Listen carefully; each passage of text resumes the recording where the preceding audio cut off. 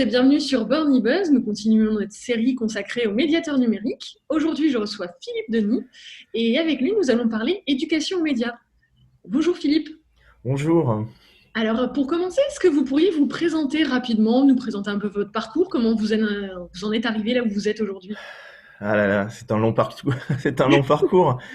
Ah, j'y suis arrivé vraiment par hasard dans les années 80, 97, 98. En fait, il y avait un dispositif qui s'appelait Objecteur de conscience, en fait, pour les gens qui ne pouvaient pas faire le service militaire. Donc j'ai inclus une médiathèque, la médiathèque de Lorient, sur 18 mois. Alors, c'est pas des services civiques, hein, c'était vraiment un truc très spécifique d'une personne qui ne pouvait pas faire le service militaire. Il devait faire 18 mois de service dans une structure, une asso. Et là, c'était la médiathèque de Lorient. Et en fait, il s'est avéré que j'étais le seul qui connaissait Internet Ah oui, parce que j'avais appris un peu tout seul à la fac de Rennes 2. Il y avait une salle d'ordinateur avec 6 postes, 6 ou 8 postes, et j'y passais mes nuits avec des potes. Donc, je me suis monté en compétence un peu tout seul. Et fin 97, en fait, notre directeur avait, bien avant même, avait eu l'idée d'installer des postes de connexion Internet pour les publics en 1997. Et à partir de là, il fallait des formateurs. Donc moi, même si j'étais pas dans le cadre de la fonction publique, bah, je faisais partie de ceux qui s'y connaissaient. Donc j'ai fait des animations qui s'appellent des initiations Internet en 1997, fin 97-98. Et est arrivé aussi le dispositif emploi jeune. Donc j'ai quitté l'objection de conscience, j'ai continué en contrat emploi jeune. Et là, il fallait monter un espace multimédia, toujours dans cette médiathèque. Donc effectivement, j'ai creusé la question des animations, de l'entraide, d'aider les gens à faire des CV, taper des lettres. Chercher de l'emploi, c'était difficile à l'époque, il n'y avait pas vraiment grand-chose sur Internet qui était disponible. Voilà, et voilà, les jeux vidéo déjà sur ordinateur, plutôt sur CD-ROM. oui. Et puis, j'ai continué, et là on arrive en 2021. Donc le numérique a bien changé, et plein de transformations. Donc j'ai pu suivre ces transformations, voilà, ce qui fait que j'ai un bagage en fait d'expérience plus que de technique. Bon, je suis pas vraiment technicien, mais j'ai de l'intuition, je sais comment aider les gens, et donc voilà, je suis médiateur numérique depuis fort longtemps au final. Oui, puis en étant au sein d'une médiathèque, j'imagine que vous étiez vraiment directement en contact avec les usages des gens et l'évolution de ces usages. Exactement, et l'évolution des publics, c'est vrai que les premiers publics qu'on avait pour les initiations Internet, c'était des gens qui étaient, voilà, c'était des CSP+, qui s'intéressaient à cette nouvelle technique, c'est quoi, comment que ça marche, voilà, et puis voilà, c'était un public très différent d'aujourd'hui. Mais le numérique s'est vraiment complexifié depuis une dizaine d'années. La bascule, ça a été l'arrivée du Web 2.0, hein, l'internaute acteur de ses contenus, l'horizontalité et en fait la facilité des usages des outils et des services a fait que ça s'est complexifié parce qu'il y a tellement de choses, il y a tellement de points de vigilance à avoir et des points de compétences aussi à acquérir. Donc c'est compliqué pour tout le monde. Moi-même, hein, je dirais même que je suis un fracturé du numérique comme tout le monde. En fait, on a tous des difficultés. Et c'est un peu à l'heure de vouloir réduire la fracture numérique parce que le numérique n'arrête pas d'évoluer. Il y a plein de sujets qui sont complexes et on doit apprendre. Donc on est en plein dans l'éducation tout au long de la vie. Et on aura toujours besoin des uns des autres de coopérer, de s'entraider. Voilà, donc on fait ce qu'on peut, mais il n'y a pas de solution pour aider tout le monde. C'est un leurre pour moi. Voilà, on fait ce qu'on peut, mais on aura toujours 3 4 ans de retard par rapport aux évolutions, par rapport aux nouveautés, par rapport à tout ce qui nous arrive. Voilà. D'accord. Et juste, c'est une question que je vous ai oublié de vous en parler au départ, mais c'est une question que je pose à tous nos interviewés, Mm. parce que c'est vrai que médiation numérique, tout le monde finalement n'a pas la même perception de ce que ça signifie. Donc si en quelques phrases, vous pouviez me donner votre vision de ce que c'est la médiation numérique. Pour moi, c'est pas faire à la place d'eux. C'est donner les billes de compréhension, de rendre la personne autonome. Il peut y avoir des gens qui n'y arrivent pas, donc on peut les aider à remplir des choses ou faire à leur place, mais c'est pas du tout dans voilà, dans Dans cette la idée-là, en tout cas en stratégie. médiathèque, c'est faire avec, leur permettre d'apprendre des choses, donc être faire un peu d'éducation populaire numérique, discuter sur des sujets, voilà, ça va au-delà d'aider factuellement à quelqu'un à remplir un formulaire ou mettre en page un CV. Il y a du factuel, mais il y a aussi ben, la compréhension de cette société du numérique qui est de plus en plus complexe. Donc médiateur, c'est ben, faire un peu l'interface entre ben, la personne qui apprend, qui a besoin de quelque chose, et puis nous qui pouvons l'aider ou faire avec eux ou chercher avec eux et apprendre avec eux aussi, parce que on apprend avec les gens, l'air de rien. On en apprend beaucoup. Voilà, on n'a pas à le savoir, hein, c'est impossible, hein, on peut pas tout connaître. Voilà, moi je dirais que par exemple, je suis très très mauvais, je n'aime pas Excel, je n'aime pas les tableurs Excel. Je Donc si comprends. on me testait que sur un tableur Excel, je suis mauvais, comme j'aime pas ça, etc. Donc je me mets à la place de quelqu'un qui n'aime pas ça, qui n'a pas envie, il va pas pouvoir apprendre. Donc il faut trouver la médiation, c'est-à-dire il faut trouver des chemins ludiques pour l'amener à prendre goût sur ce qu'il aime avec le numérique, etc. Et pas aller frontalement remplir des formulaires ou faire des tableaux, voilà, c'est Ça affreux, motive quoi. rarement les gens, oui, c'est sûr. Ouais, voilà, il faut passer par du ludique. Donc, une des approches que j'avais et que j'ai encore, c'est l'approche jeu vidéo pour des seniors ou des gens assez réfractaires là-dessus. Mais en fait, en les faisant jouer, ben, ils peuvent acquérir une agilité, voilà, à utiliser leur tablette ou voilà, ou une console de jeux vidéo. Et puis, voilà, ben, je dis, ben, vous faites du numérique là, vous êtes en train d'apprendre. Donc, et après, ils ont moins peur face à une interface, face à un site de Pôle emploi, par exemple. Mm. Voilà, c'est le Bah, juste- médiateur, s'il va trouver des facilités pour que la personne se sente à l'aise. Voilà, c'est un rapport d'humain à humain. Voilà. D'accord. Bah, justement, comme vous partez là-dessus, est-ce que vous pourriez un peu nous donner quelques exemples d'actions, d'ateliers un peu que vous menez autour principalement de l'éducation aux médias? Voilà. Alors, déjà, je vais expliquer pourquoi j'ai voulu faire des ateliers d'éducation aux médias ou d'éducation à l'information. Parce que j'ai vu pas mal d'apprenants ou de débutants en informatique, alors surtout les publics seniors. En fait, ils étaient encore pas si longtemps que ça, très férus de mails. Ils recevaient des mails en fait. C'est leurs réseaux sociaux en fait, les mails. Voilà, c'est leurs réseaux sociaux numériques et les mails. Souvent, je voyais des espèces de diaporamas, voilà, de voyages, de choses assez jolies, etc. Mais aussi des diaporamas assez horribles, truffés de désinformation. Voilà. Et quelque chose qui m'avait marqué, c'était la fausse carte d'identité de Najat Vallaud-Belkacem, en fait, qui s'appelait Najat Dupont, ça quoi. Et puis les gens entre eux disaient, ah, vous voyez, ah, en fait, c'est pas son nom, ah ouais, elle s'appelle comme ça. Et je savais que c'était un faux, parce que je l'avais bien vu que c'était un faux, etc. Je leur dis, mais comment vous pouvez savoir que c'est un vrai, que la formation est vraie? Je leur ai posé la question. Ils me disent, bah oui, mais bah ouais, parce que bah, c'est un ami qui me l'a envoyé, donc c'est forcément vrai, etc. D'accord. Donc là, je me suis dit, bon, il y a quelque chose qui cloche. Et puis deuxième, le levier, c'était vraiment une agression un peu verbale que j'avais reçue d'un usager de la médiathèque, parce que il y a quelques années, il y a 3-4, c'était en 2016, ouais, je faisais des chroniques télé sur les usages du numérique, sur la télé du département, la TB Sud, Mhm. département du Morbihan, et j'avais parlé de mon agacement sur les fausses informations en ligne. Voilà, mon agacement profond.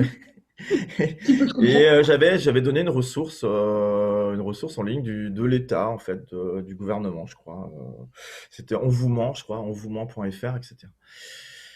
En ressource finale, voilà, c'est une ressource intéressante, vous pouvez la consulter. Parce que j'avais 4 minutes 30 pour expliquer des choses, donc il fallait faire un choix. Et là, 2 jours après, il y a un monsieur qui est venu me voir, il dit, je vous ai vu à la télé, mais vous travaillez pour, voilà, il fait des reproches sur mes orientations politiques, etc. Est-ce que je connaissais voilà, d'autres courants, d'idées qui n'étaient pas du tout les miennes, etc. Ça a le ton est vite monté. Et plutôt que de me décourager, je me suis dit, bon, voilà, je vais faire des ateliers. Parce que, donc il a fallu un électrochoc, en fait. Alors, il y a des gens qui seraient mis en retrait, qui disent, bah, je vais pas me lancer là-dedans, j'ai vite des ennuis. Mais moi, c'est l'inverse, en fait. Plus on me cherche, plus on me trouve. Et j'ai fait un premier atelier, c'était sur information des informations, je crois. Et j'ai eu 7-8 personnes sur 3 heures. Ah, j'ai eu peur, c'est vrai. J'ai eu peur que ce monsieur vienne, en fait. Mais Il n'est non, pas venu? et non, il était pas venu et c'était très intéressant parce que on a fait vraiment un échange. Alors c'est vrai, j'avais fait un diaporama, j'avais fait une présentation de ressources, d'exemples, des quiz vrais ou faux, voilà, en expliquant les sources de l'information. Voilà, le site legographie.fr, est-ce que c'est voilà, qu'est-ce que c'est comme site, voilà, en expliquant la complexité un peu de tout ça. Et j'étais ressorti là très content parce que j'avais appris des choses avec des personnes qui m'avaient fait reformuler avant de savoir ce que c'est des informations, qu'est-ce qu'une vraie information, etc. Et c'était vraiment très très enrichissant. Donc à partir de là, je me suis dit, bon, il y a un creuset, il y a quelque chose à monter.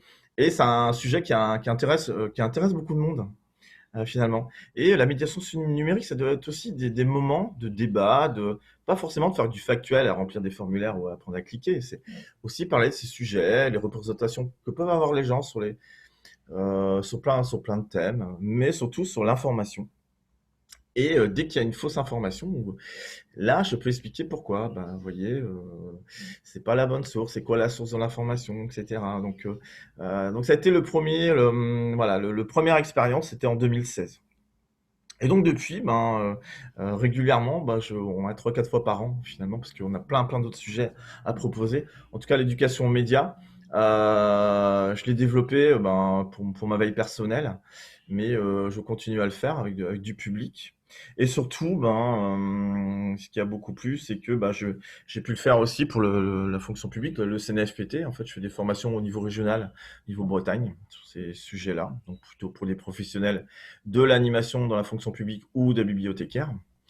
Et voilà, j'ai quelques dates, voilà, j'ai quelques dates j'espère, pour l'automne, pour former des professionnels sur ces sujets-là et surtout leur expliquer comment je peux monter un petit atelier, je peux monter voilà, une petite sensibilisation sur ces questions-là, faire, voilà, montrer des ressources et selon aussi les publics à lesquels on s'adresse, ça peut être des publics jeunes, des publics moins jeunes, etc.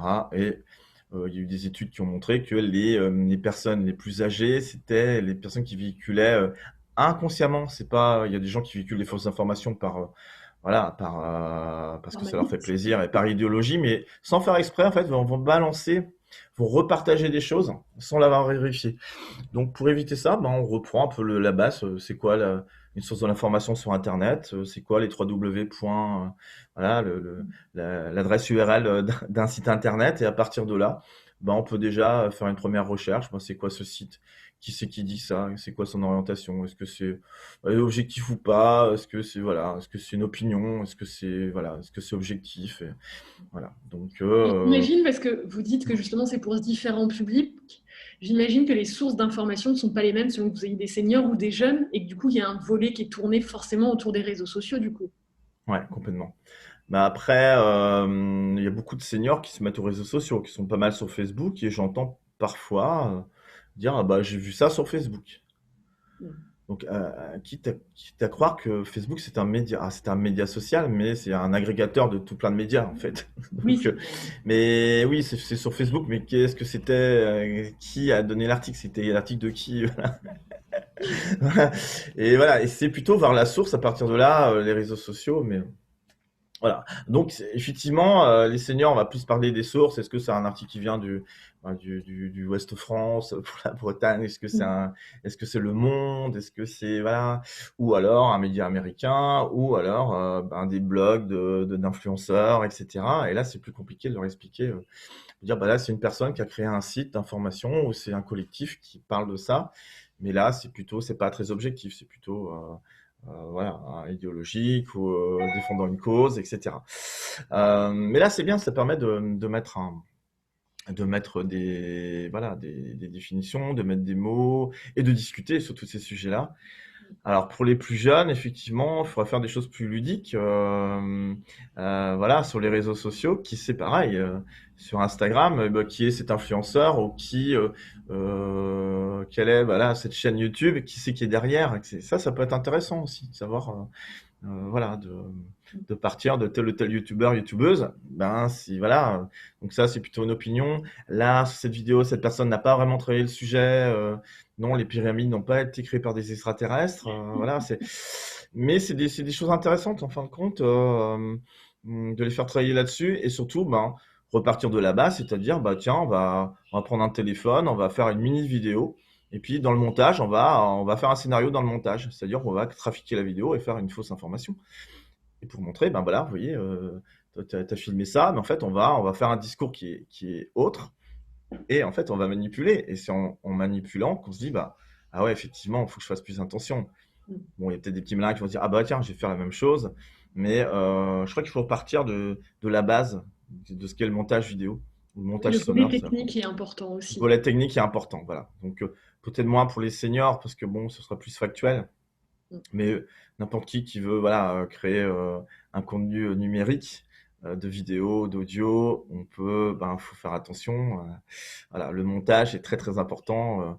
Quelque chose qui plaît bien aussi, c'est l'interprétation des images, c'est-à-dire selon l'image, selon le plan de la prise de photo, qu'est-ce que ça raconte. L'exemple le plus flagrant qui m'a beaucoup marqué il y a quelques années, c'était Angela Merkel et François Hollande qui regardaient, François Hollande qui regardait des avions de chasse qui volaient dans le ciel, et tous les chefs d'État regardaient d'un côté, tous dans le même côté, et lui regardait dans un autre côté. Et je sais qu'à l'époque, il avait été moqué parce que, vous voyez, quel abruti c'est cette personne, ouais, il regarde à côté. Et en fait, la vraie photo, elle avait été zoomée. Quand on dézoome, on voyait, il y avait deux, trois autres chefs d'État qui regardaient du côté de François Hollande aussi, parce qu'il y avait des myriades d'avions un peu partout. Voilà, donc on peut faire dire n'importe quoi à une photo. Et ça, c'est un exercice assez facile à faire pour des gens qui ne sont pas habitués à l'éducation à médias. Je pense à des animateurs. On peut parler d'une image. Qu'est-ce que c'est? Lire les images, en fait. Mm. Voilà. Ça, c'est aussi de l'éducation aux médias. L'image, la vidéo, le montage. Après, les articles de presse, c'est autre chose, oui. Et en fait, c'est un gros travail, et on pourrait faire qu'une année là-dessus. On pourrait même se spécialiser uniquement sur ces. Ça fait partie de la citoyenneté numérique, ça fait partie du volet voilà, d'apprentissage pour tous les citoyens, mais aussi pour les animateurs, pour les professionnels qui veulent travailler sur le champ. Et pour moi, c'est un des champs de l'inclusion numérique, c'est trouver les bonnes informations et ne pas raconter n'importe quoi. On peut raconter n'importe quoi, mais tout en étant conscient. Mais si on peut éviter de raconter n'importe quoi en partageant sans lire un article, ou juste se faire avoir par le titre, Mm. il faut que les gens réapprennent à lire, prennent le temps d'aller moins vite que la musique du numérique qui est très très rapide. Prendre le temps, peut-être regarder moins de choses, mais mieux regarder. Mm. C'est pas facile. Oui, on a mal été habitués, clairement. C'est pas très facile. Mm. Et vous parliez justement que vous formiez notamment des personnes de la fonction publique, donc j'imagine que Mm. vous êtes en contact aussi avec les politiques du territoire, Pas tant que ça.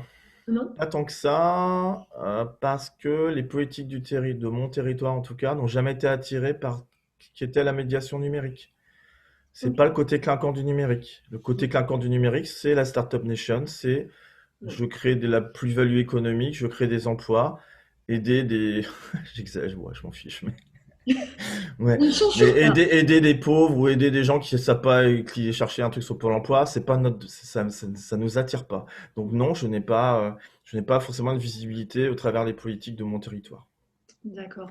Et Parce que justement, c'est aussi dans l'ADN un peu de la fonction publique, on n'a pas cette valorisation de notre savoir-faire. Je serais dans une association ou un truc, des structures de social business qui fleurissent énormément en ce moment. Là, on pourrait faire de la com, je fais ci, je fais ça, etc. Non, je suis dans la fonction publique, je reste dans mon domaine. Voilà, je peux avoir 8 ou 10 personnes dans un atelier. Il faudrait des milliers de personnes comme moi dans tout le territoire, dans tous les territoires. Il faudrait qu'on soit des centaines de milliers à faire les mêmes choses pour que ça puisse bouger. Mais non, je n'ai pas de. Voilà, j'ai été voir les politiques, hein, mais bon, on sent bien que ça les intéresse pas, très clairement. Bon, en tout cas, les miens, ça les intéressait pas. Donc, alors si justement vous aviez la possibilité de leur donner des conseils, justement, et s'ils étaient réceptifs, quels conseils vous donneriez pour avoir voilà, une médiation numérique et notamment le volet éducation média qui bah, réussisse, quelque chose qui soit complet et qui soit voilà, en accord avec ce que vous pensez. Oui, voilà, c'est-à-dire, pas forcément de regarder de manière diabolisée les médias sociaux, les réseaux sociaux. On voit beaucoup de politiques qui les utilisent, pas forcément bien toujours, mais une des premières choses qui va être critiquée, oui, c'est à cause des réseaux sociaux que, voilà, il s'est dit ceci, il s'est dit cela, et il y a des informations. Bah oui, mais donnez-nous les moyens finalement d'éduquer un peu la population, les plus jeunes, les plus anciens. Et les premiers à éduquer ou à former, ce sont les élus eux-mêmes. C'est pas parce qu'on est élu qu'on sait tout, au contraire. Voilà, bon, après, c'est une question de temps, d'orientation, voilà, de priorité. C'est peut-être pas la priorité, mais pour moi, c'est un grand problème. Voilà, moi, je pense c'est pas au reportage. Pour moi, c'est un reportage, c'est pas un documentaire. Un documentaire plutôt Hold Up. Pour moi, c'est une catastrophe. C'est-à-dire que beaucoup de gens ont cru à ça. Il y a des choses vraies, il y a des choses fausses, mais au niveau éthique, c'était très très mauvais. Donc, bah, comment faire pour éduquer la population, éduquer les élus, voilà, donc il faudrait peut-être qu'ils soient un peu plus ouverts sur ces questions-là, avoir plus de temps pour ça. Bon, c'est pas évident, ils ont plein de choses à faire. J'ai pas vraiment de. Voilà, moi j'ai. Dans notre ADN, en tout cas dans mon ADN, je vais pas forcément voir les élus sur ces questions-là. Est-ce que vous Voilà. avez peut-être justement, parce que vous parliez d'hold-up, c'est vrai qu'avec toute la situation sanitaire actuelle, la Hmm. question un peu des théories du complot, des fausses informations, j'ai l'impression était vraiment sur le devant de la scène. Est-ce que c'est Hmm. quelque chose que vous avez ressenti aussi dans les demandes que vous avez eues au niveau des usagers? Est-ce que vous avez l'impression que justement ce besoin d'éducation aux médias, de sources, de toutes ces informations-là est plus prononcé, qu'on en a plus pris conscience? Ben non, j'entends pas des gens être demandeurs, bah tiens, aidez-nous à trouver des. Non, non, il faut que nous, on soit plutôt force de proposition pour les emmener sur ces sujets-là. Je connais, voilà. Après, c'est un peu notre principe aussi, c'était, ben voilà, on a un programme sur un trimestre ou sur 2 mois. On va inclure de l'éducation média un petit peu sur par petites touches. C'est plutôt à nous d'être force de proposition. Voilà, j'ai pas eu de demande. Ah, ça peut être des demandes plus du côté des professionnels ou peut-être des enseignants, oui, tout à fait, qui seront plutôt, voilà, très curieux d'apporter une plus-value à leurs enseignements pour les petits, etc. Par voilà, l'éducation à l'image, des choses comme ça serait peut-être plus, mais le grand public, c'est à nous de leur proposer des choses, quoi. Mais à chaque fois que j'ai proposé ce sujet-là, ou mon collègue a proposé ce sujet-là, on a eu quelques personnes. Donc c'est intéressant de leur donner quelques ressources. Voilà, bien regarder la source de l'information, qui raconte quoi, est-ce que c'est la bonne, est-ce que c'est, voilà, est-ce que le sujet est actuel ou pas, est-ce que, voilà, est-ce que c'est anachronique, est-ce qu'il y a un trucage, etc. Donc il y a plein de petites ressources à donner, des petits réflexes à avoir avant, avant de lire un document. On est d'une société où il y a énormément d'informations, où ça zappe énormément. Et hélas, on prend plus le temps de lire un article très très long. Les gens sont très très friands de cours. Quand on voit TikTok, j'aime bien, hein, mais c'est vrai, c'est du 1 minute et on zappe. Des fois, 1 minute c'est trop long, alors les gens ils zappent, ils préfèrent du 15 secondes, 15 secondes, 15 secondes. On est vraiment dans une société où tout va très vite. Voilà, il y a ma thèse en 3 minutes, ma recherche en 30 secondes, mais où on va, quoi. À un moment donné, il faut se poser, il faut prendre le temps et bien assimiler les choses parce que le temps de, le temps d'appropriation des usages est très très lent et les évolutions sont hyper rapides. Donc on a toujours 3-4 ans de retard, hein. Donc voilà, donc on va être toujours avoir ce sentiment d'être débordé. Et alors que ben, faut peut-être se concentrer sur ce qui nous intéresse, sur ce dont j'ai besoin.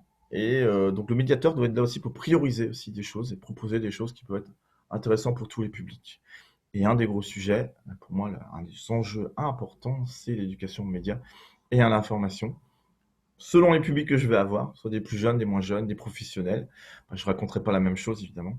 Donc, et quelque chose qui est assez complexe aussi, c'est comment s'y retrouver dans les 300, 400 ressources que je peux avoir, parce qu'il y a des ressources partout. Ça, il y a des ressources partout sur ces sujets-là, mais laquelle prendre et quelle plus-value pédagogique je peux avoir avec mes publics à l'instant T. Je peux avoir 500 ressources, encore une, ouais, mais bon, je fais quoi avec ça?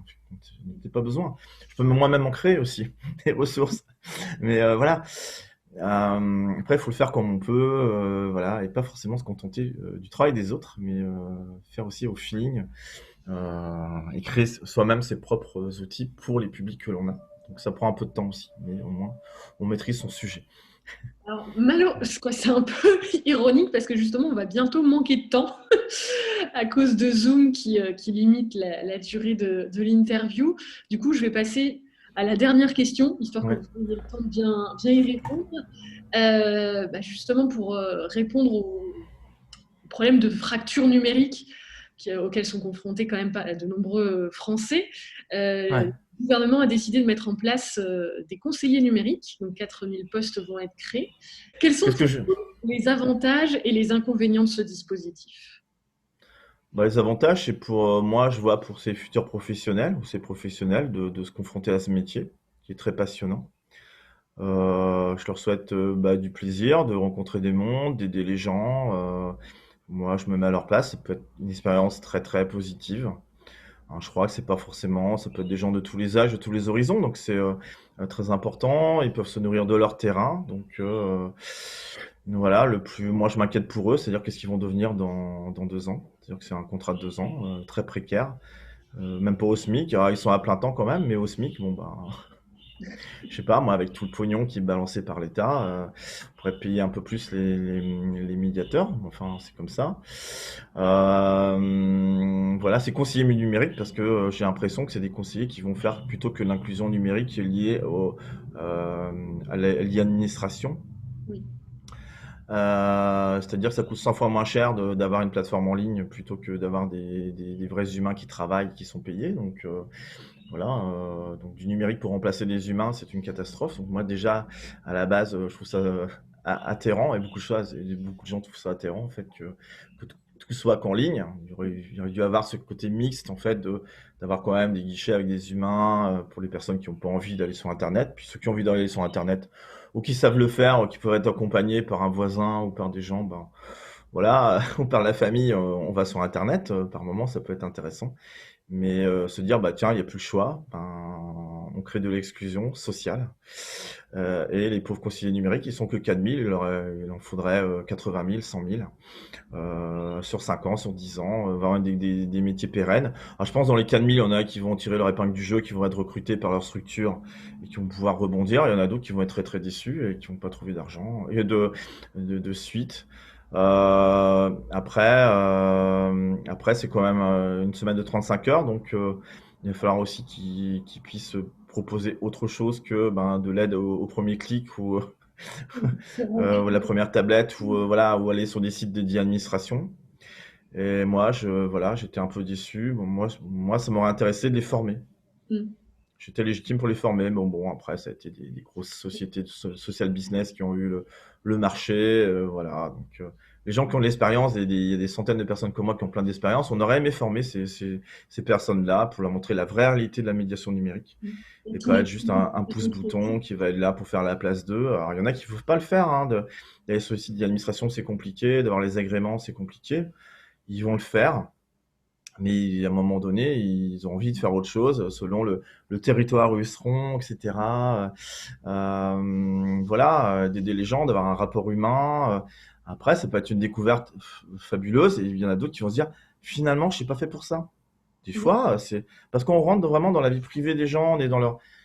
Et ce sera pas juste de cliquer sur un bouton, ça va être aussi, bah, vous savez, moi je suis en situation. Les gens aiment parler aussi d'avoir un interlocuteur. Donc, ils seront les interlocuteurs qui vont remplacer les professionnels de l'administration pour faire l'interface avec un service en ligne. Voilà, c'est les mettre un peu en difficulté. Voilà, donc j'espère qu'ils auront des allers-retours, des formations pour le continues en tout volet cas. social aussi, sur lesquels ils ne seront peut-être pas formés. Ouais. Voilà, c'est ça. Et puis après, il y aura des questions à laquelle ils ne pourront pas répondre. Parce qu'on ne peut pas tout connaître, mais on pourra faire avec les autres. Un des conseils que je donnerais, c'est bah, vous savez pas, bah, vous allez voir la plateforme avec la personne, puis vous allez trouver le chemin d'accès. On y arrive toujours, et puis ça permet de discuter avec la personne. On n'est pas. Après, ça dépendra sur quelle structure ils vont tomber, mais voilà. Pour moi, je trouve que c'était une mesure insuffisante. Il y a toujours des millions et des millions d'euros pour les grandes entreprises qui font ouais, du social business ou voilà, mais très peu pour les médiateurs. Alors que c'est un vrai métier, ça n'a jamais été considéré vraiment comme un vrai métier, alors que c'est un vrai métier très très particulier. Mais c'est aussi un leurre de se dire, bah, les gens seront, à force, les gens vont savoir utiliser le numérique. Ben non. Il y en a qui aiment pas ça, il y en a qui veulent pas, il y en a qui, ben voilà, ils comprennent pas la structuration d'interface. D'un service à l'autre, il n'y a pas la même logique. En fait, il y en a des, pour l'administration, on a des interfaces qui sont toutes différentes. Il n'y a aucune uniformisation. Donc, c'est même compliqué pour moi ou pour d'autres collègues. C'est compliqué parfois. Il faut prendre le temps de regarder avec les gens. Donc, on apprend avec les gens, mais bon. Voilà, conseiller numérique, c'est positif, mais c'est largement insuffisant par rapport aux enjeux. C'est rien du tout. C'est une goutte d'eau. On fait finalement une goutte d'eau pour pas grand-chose. Il faudrait pas qu'ils aient une pression énorme là-dessus pour se dire, tu as été recruté pour ça, bah tu vas aider tous les un bassin de 100 000 personnes, tu vas te débrouiller, tu vas aider tous les gens. Non, c'est impossible. Faut pas laisser les médiateurs ou les conseillers numériques tout seuls. Il faut vraiment les accompagner et travailler avec eux, etc. Donc, peut-être qu'un jour je serai amené à être avec un conseiller, une conseillère numérique. Moi, je serais très content Ça serait parce que super. on a l'expérience, on veut. Moi, j'ai envie d'échanger, de montrer mon savoir-faire et de former quelqu'un. C'est quelque chose qui